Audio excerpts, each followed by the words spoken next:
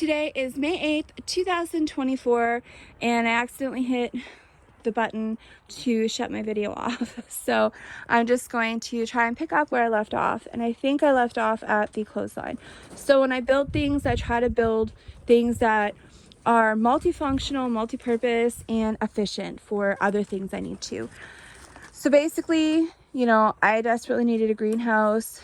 I tried so hard to have a garden, and you know, out here I've got wild animals that'll eat everything, so you have to have it fenced in, all that stuff, and I never was able to grow anything yet. And I also need a woodshed because I put in a wood stove the first thing I did when I moved here, so I could heat with wood.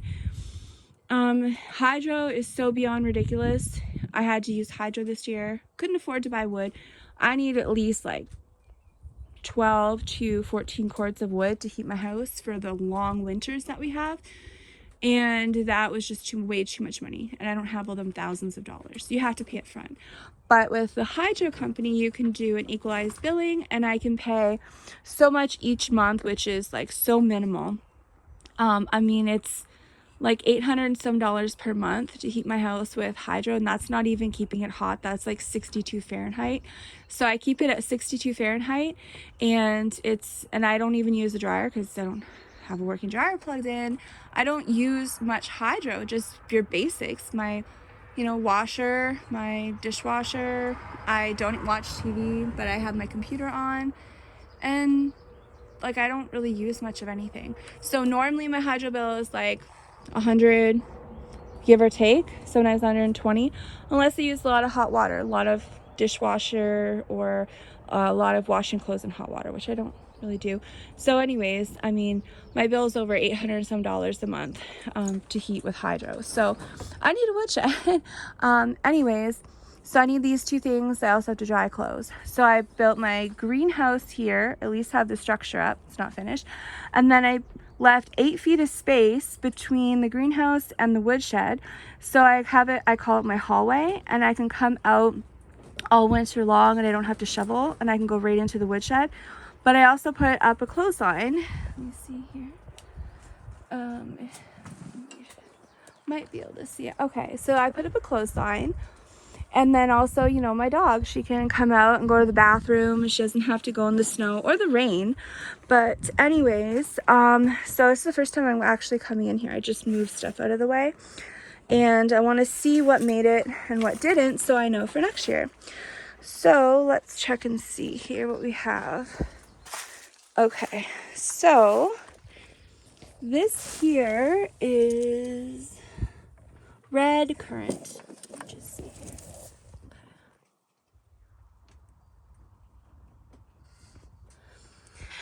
So this I got at Walmart for like $13 last year, and it was just a little stick. Like, it was just a cutting. And look at this thing. This has gotten huge. I mean, look at it. Doesn't that look amazing? I got nothing last year. Last year, like I said, it was just a stick. It was nothing. And I am completely shocked because, you know, I didn't think anything would make it because I couldn't get in here to water or anything. So this stuff's been in here since the fall, and it has not had water or anything. And this is now, okay, well, the blizzard starts in like November, like the beginning of November. So this stuff came in here the end of October, and it hasn't had water since, and this is May. So I am shocked. Now what I do is I always put rocks in here. Rocks help keep weeds from growing, and it also keeps the moisture in. And I cannot believe that, look at that. You see how dark that is? It's still damp. How is this damp? I didn't put water in here. So anyways, I mean, this thing is blooming, and it didn't have water. This one, okay, so this is another thing that's shocking. I had some plants that I thought, okay, well, you know, they're just like garbage because they didn't even have a green leaf on them. So I just left them. But this one here, look, I have green leaves. I'm assuming this is some kind of strawberry. So, yeah, some kind of strawberry. But I at least got some green leaves, so that's good. This one here, I think, is one of the things that I thought was completely dead and it was just a waste. Let's see what it is. Oh. Raspberry. It is. So I had bought some raspberries and the sticks, they didn't do anything. It looked like they died. They didn't even have a green leaf. They had nothing. So I just thought, well, okay, I'll just have to get something else next year and replace them. But I left them in the bucket and I thought, well, just to make life easier, I'll just leave them and then I'll just replace them next year and then I'll still have the bucket. But look at this. Okay, this is still really damp and cool, but you see all them green right there? So I think this raspberry, I might even had 2 in here, so maybe something will actually grow, because look at this right there. So oh, I don't know. So some things could be weeds, some things could be the raspberry, but I think I may get some raspberries. So that's good. Over here is my strawberries, and let's see. Looks like they may be okay. Oh, this thing here they're so gorgeous and so beautiful. This here is a glass solar light, but got them at Walmart. The problem is that it's not glued into the stick. So if you pick it up and you lightly tip it, it falls off, cracks, and breaks. So I think I only have 2 left, but I don't know why I left this in here. So side note, do not put solar anywhere near your gardens, because anytime there's light, the light actually attracts all your bugs and you're bringing all your bugs to your garden and you don't want that. So keep your solar far away from the garden and attract the bugs away from your garden. But look at here, we have lots of green. I want to give these all good water. I have a garden hose coming tomorrow, I think it is. So I'll be able to actually use them. So that's another thing I didn't have, and it was just really hard. For the last 3 years, I've tried so hard to have a garden, but I didn't have anything I needed. I didn't have anywhere to plant anything. And I also didn't have a working tap outside. But last fall, I had to have the well water pump replaced because I turned on the water and there was no water. So it ended up being the old well water pump finally just would not work. And it was all seized up and everything. You couldn't fix it. So I had to get a new one, and what's another $1,500 on top of everything else? So I figured if I'm paying for the plumbers to come here, might as well have the tap put in. So I'll show you what I did later, but this is just like a good piece of information. So I had outside tap put in, and what I did was the kitchen just happened to be on the side of the house where the driveway is, like right here. So you have like the wall here and the kitchen's there, driveway's here, and this is where I do all my gardening stuff. So I wanted taps that are high off the ground. I see a lot of taps and they're put in right here, really low to the ground. What's that going to do? So I want taps high above so that they're not buried in the snow, and also that you don't have to bend down so much to turn them on and off. And you have space if you need to fill a great big bucket or whatever it is, it's not low to the ground. But what I did was I also don't want the pipes to go through like the crawl space. So underneath, like this is the kitchen and I have a sink here. Underneath the sink where you have all the pipes, I had them drill 2 holes and I had them put in a hot and then a cold tap, and they hooked it right up to the kitchen hot and cold taps. And I have a shutoff valve right there too. So it's so simple and convenient where when it comes time to turn the water off when the winter's coming, all I have to do is go under my sink, turn the valve off, and then go outside and open all the taps up. So I don't have to try and go down the dirt crawl space or anything like that.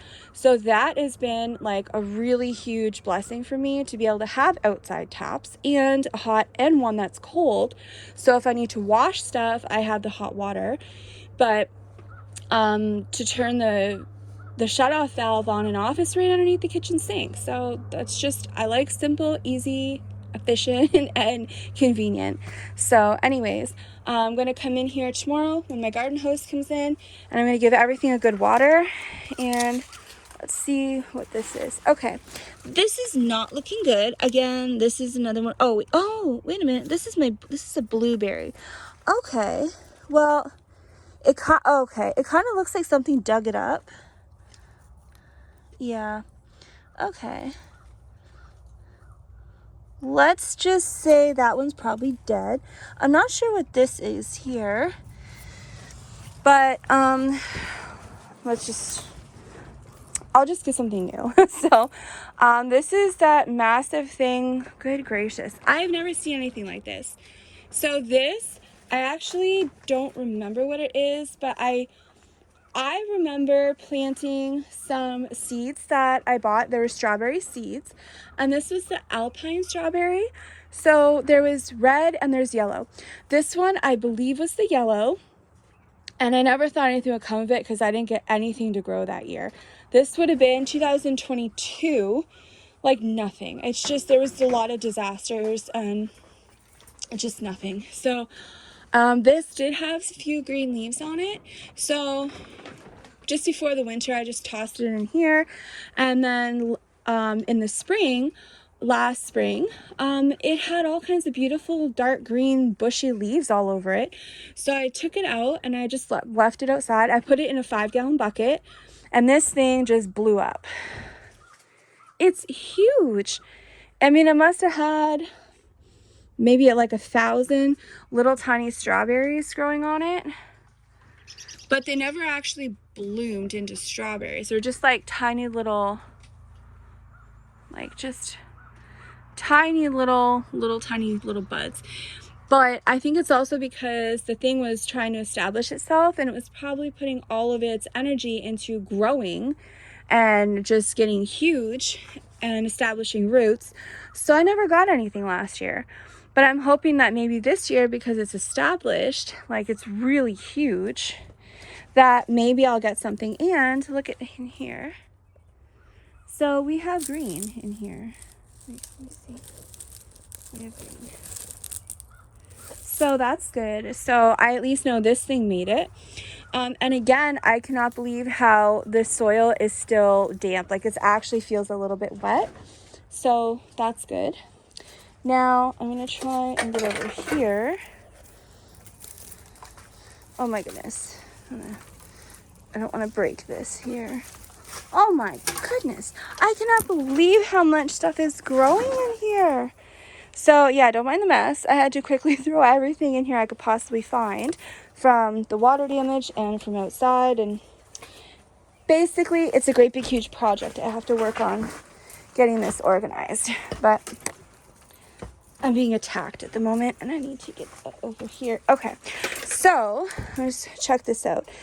I've never had grapes. I've never had anything before, so I don't know anything about growing stuff. But I bought these. This one I hear it was a Walmart one. This is a Walmart one.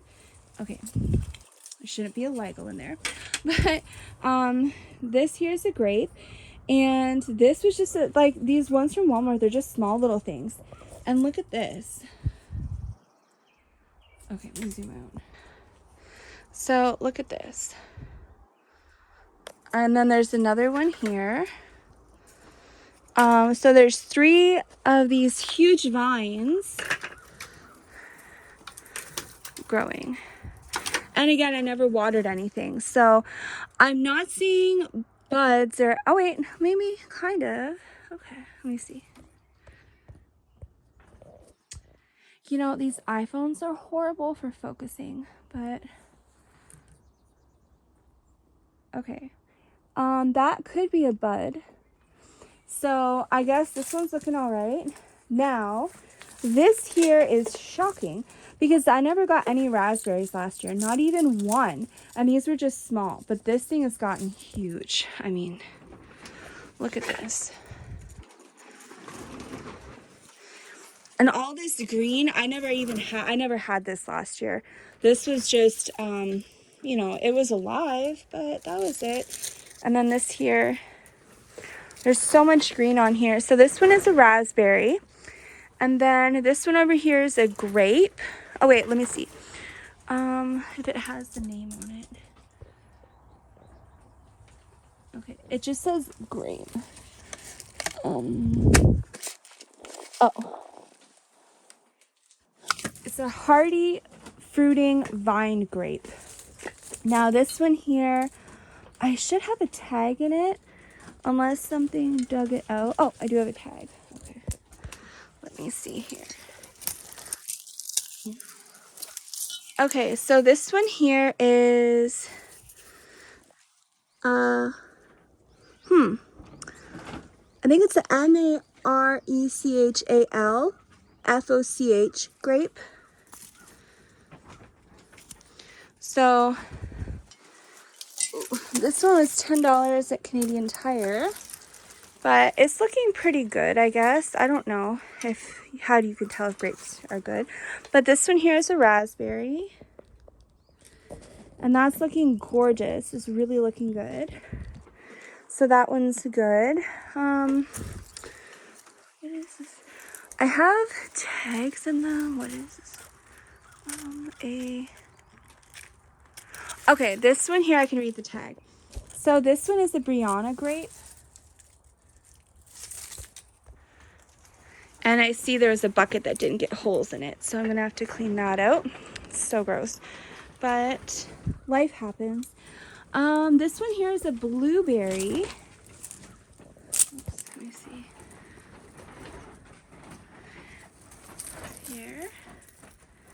I don't know anything about any of this stuff, so I mean, it looks like, I mean, it's definitely grown, so it doesn't have like green leaves on it, but it's so much bigger than it was. Oh my gosh, vines are too much here. Okay, they're just attacking me everywhere. But let me see here. So the blueberry, I guess, I mean, it must be okay because it's gotten huge compared to last year. I mean, look at this. Okay, and I still have water damage stuff over there, so try not to look at it because it's depressing and it makes me want to cry. But for all those people who have had water damage, it's a horrible, rotten thing, the cleanup, and it's just overwhelming. So I'm trying to focus on getting this stuff done first because food is more important. So, but yeah, heart goes out to everyone that has to deal with water damage in any way. I've had so many floods in this house, and then you have one problem, and then there's another one, and it compounds, and it just destroys everything. So I had to sort through that stuff after, but food comes first. So let me check. This one here is another blueberry, and let's see. Again, I mean, there's no green leaves, but it looks okay. So my pear tree, I definitely want to get water to this as soon as possible. This tree here is one of the 2 trees that I got at Canadian Tire. So last year, Canadian Tire had these 2 dead trees over to the side, and I asked them, like, well, how much are those? Because I couldn't afford trees. And I'm looking for clearances and sales, and they're like, oh, we can't sell those. They're like dead. We already wrote them off. And I said, well, and I looked at them and I thought, okay, I broke a little piece off a branch and it still looked alive. And I said, well, I might be able to salvage it. I'm like, you know, can you put like a cheap price on it? Because I'll take my chances. And they're like, no, we can't sell it. We already wrote it off. So I negotiated and bargained with the manager, and he finally gave in. He's like, well, if you want them, fine. I'll give them to you for $10 each. And he just wrote it in the cash register as like a yard sale item, but from like the stuff they were selling outside. So I got this for $10, and it was a $90 tree plus tax. What happens is when you buy trees, never ever lift the tree up like this. You have to pick it up from the buckets, because if you're lifting a tree up by the trunk like this, you're actually pulling the roots right off the tree. So that's what happened. People would lift the tree up instead of picking it up by the bucket. And so all the roots were pulled right off of it. It had no roots at all. So I got this one, and this one here is, okay, there's the name. And then I got this one here.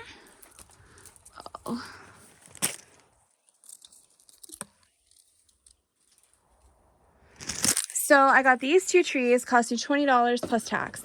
And then what I did was I brought them home. And I took, I actually cut a bunch of branches off this because I wanted to focus on roots. Same as this one here.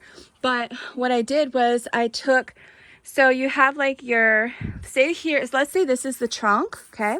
And then this here's where the roots are. There was no roots. So what I did was I took a knife and I was just scraping all of this like that. And I scraped a lot of the bottom part of the trunk. And then what I did was I didn't have rooting powder, but I know that raw unpasteurized honey is rooting powder, kind of same thing. So I put that in a glass jar of honey and saturated it, pulled it up in a big glob, and then I had a hole dug in the bucket, and then I just put it right in the bucket, put the dirt back on top. 2 months, this thing was blooming. It had so many leaves, you can see. I mean, this thing was loaded with leaves. I did the exact same for this one, and it was loaded with leaves. So as long as these are still alive, then I now have 2 pear trees. So instead of paying like almost $200, I paid $20. And as an added bonus, when I took one of these out, I think it was the red Bartlett, I'm not sure. But when I took one of them out of the bucket to try and salvage, I noticed like a piece of something, and it was growing all these green little leaves. And I think it was a piece of root. So what I did was I took that piece of root. Let's see if I can find it actually. Oh, I found it. So I took that piece of root and I put it in this black bucket. And look at this.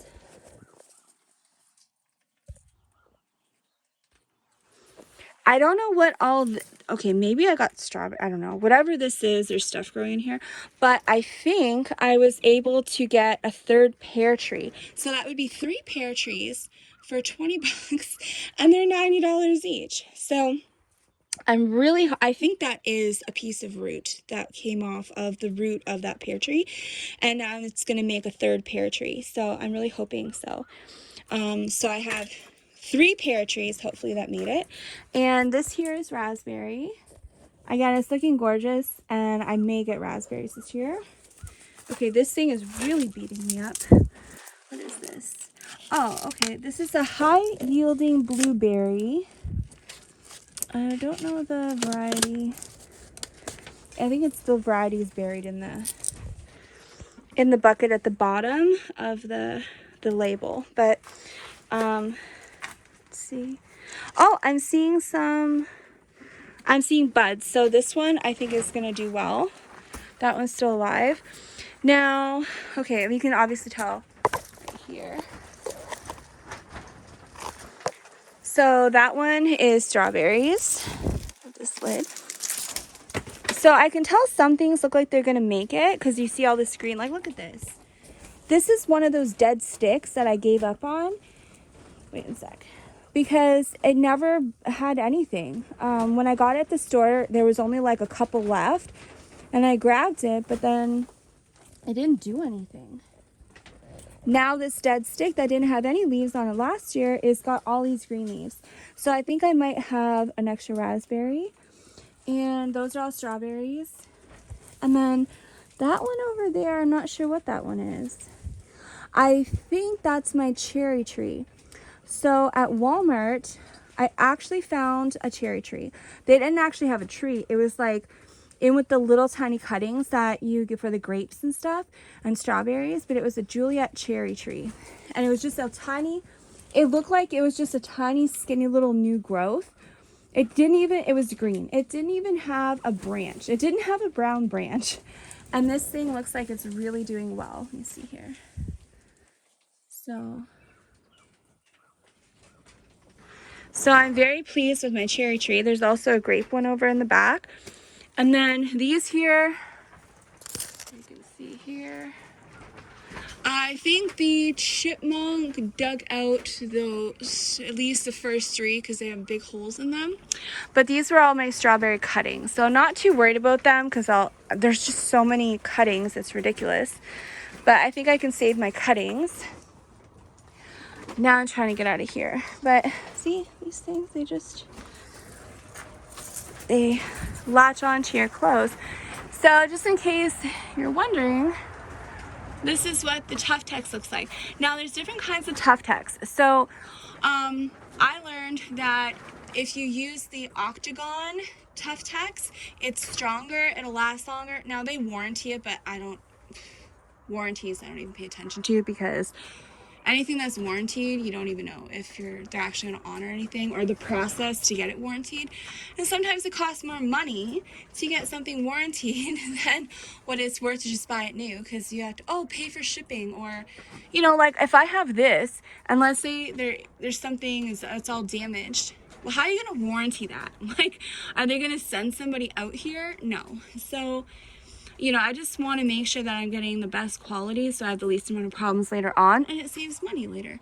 So I bought the Octagon Tough Tex, and I'm very pleased with it, but I also learned how to install it, and I will show you. So in a video later on this summer, I'll actually show you how to install this, and the things that I learned, and the things that that I learned the hard way on what to do, what not to do, so that you can avoid issues. For example, so when you have like a sheet here and then you have a sheet here, the crease down the middle where it overlaps, well, sometimes water comes through there. So that really sucks, especially when it's right underneath where you're drying clothes. So, one thing that I'm going to do is next time I build something like this after I move is I'm going to use just a little bit of clear silicone and just put a strip in there so that it'll help prevent water. But after 2 winters of snow pressing down so hard, it actually kind of like corrected that issue. So I haven't seen any water leaking in when it rains, but you just never know. And then there's my plywood on the other side because I didn't have any more, and it's so expensive. But the cost is not just the problem, it's that the only place I can find it that's near me, they don't sell it by the sheet. You have to buy at least a 10-pack bundle. They don't sell it cheap, like in smaller packs. So when it's like $100 and something, like 110 I think it was, per sheet, it's a 2-foot sheet, 2 feet by 12 feet, and you have to buy at least a 10-pack. That's over $1,000. That's a lot of money to put up at front. So you can't even do it like a little at a time. So yeah, until I have like $5,000 more, the rest is not getting done. But so it's just something to keep in mind if you're going to use any of this kind of stuff. Make sure you check and see how you can purchase it, because if you can't purchase everything you need all at once, and you're gonna have to just purchase a little at a time and slowly even if it takes 3 years to finish it, if you just put on one panel, like every month you can buy one panel, or every 2 months buy one sheet, then over time it will get finished and you don't have that huge cost up front. So that's the best way to do it. But yeah, I don't really have any choices here.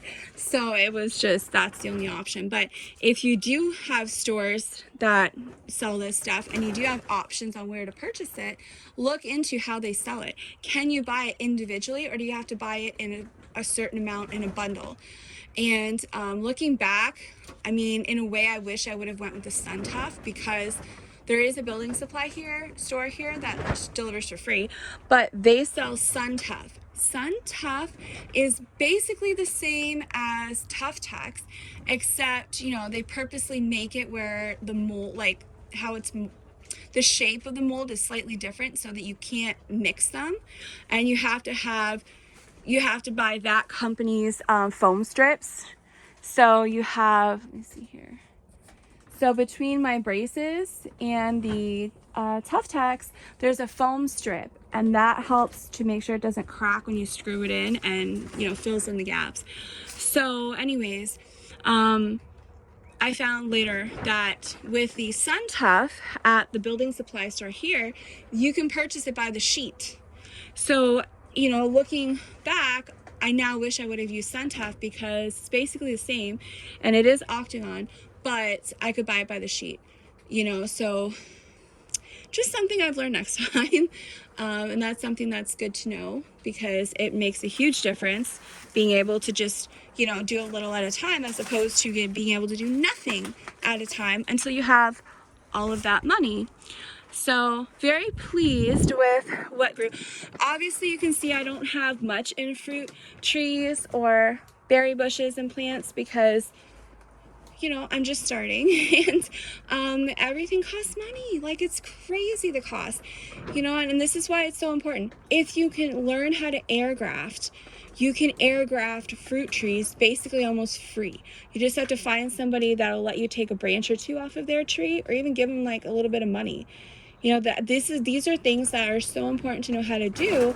And you can grow roots out of a branch within 2 months.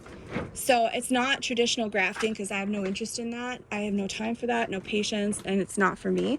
But air grafting is my new favorite thing. If you don't know what that is, I have a video on that, and I'll put the link in the description of this video so you can watch that and you can learn how to air graft, save yourself a ton of money, and get fruits growing on your trees like so much faster than traditional grafting. And it's more convenient, because you can plant it in the ground wherever you want. You don't graft, you don't put it on another tree, you just put it in the ground. So anyways, you know, every time I went to the grocery store, I would just buy a little bit less groceries, and I would buy a fruit tree or a plant instead. And then over the summer, I was able to get a decent collection of my fruit trees. This year, or plants, I only have 3 pear trees. That's the only fruit trees I have. But all my berry bushes, and, you know, those are really good to try and stock up on. So this year, I'm hoping and praying that I'll be able to have the bunny, and I can just go to the store and I can just start adding to my collection of food. So I will take some videos when I can get out to the store and the garden center, and I'll show you what they have here, like what's available, what the prices are here, and you can just get an idea of stuff, so you can compare it to where you live, and just see, you know, what the differences are. So I'll show you what's available, and then whatever I can purchase, I'll show you what I buy. And again, everything is in 5-gallon buckets, because I'm bringing everything when I move. I'm not leaving anything here. So I do want to make sure that everything is ready. When the second I'm able to move, I want to make sure that I can quickly get stuff loaded. So whenever I can get help to move. So I want to make sure all my fruit trees and my berries and everything are in 5-gallon buckets, and they can be loaded up. They're already ready to go. I'm not digging up anything, none of that stuff. So everything is getting buckets, and they seem to be doing very well. So I do highly recommend buckets. But I will show you one quick thing. If you are going to grow anything in buckets, trees, vegetables, anything at all, this is extremely important. So you all know you need to put holes in the bottom of your buckets for drainage. But what I don't see people doing is putting them in the side.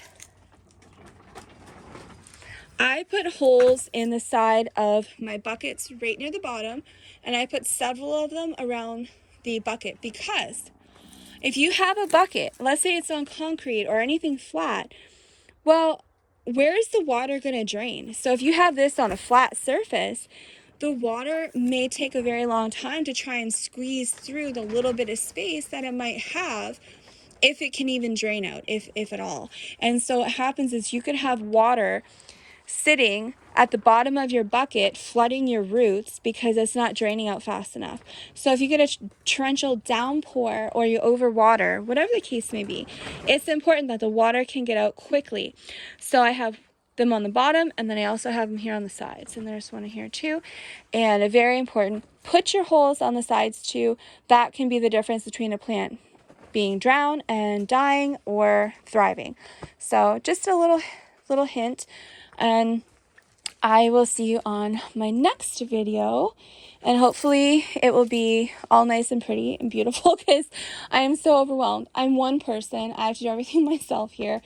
And it's like, I also have permanent spine damage. So I can't do things like I used to. And then, you have a list of things to do, and then you have compounding things you weren't expecting. And, oh my gosh, there's a spider right here.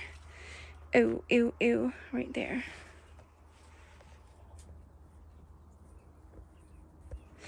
Okay, time to get out of here. So, hopefully the next video will be all nice and pretty, but, I think it'll be my front porch because that's getting done, I think, the next 2 or 3 days. So I will see you on the next video.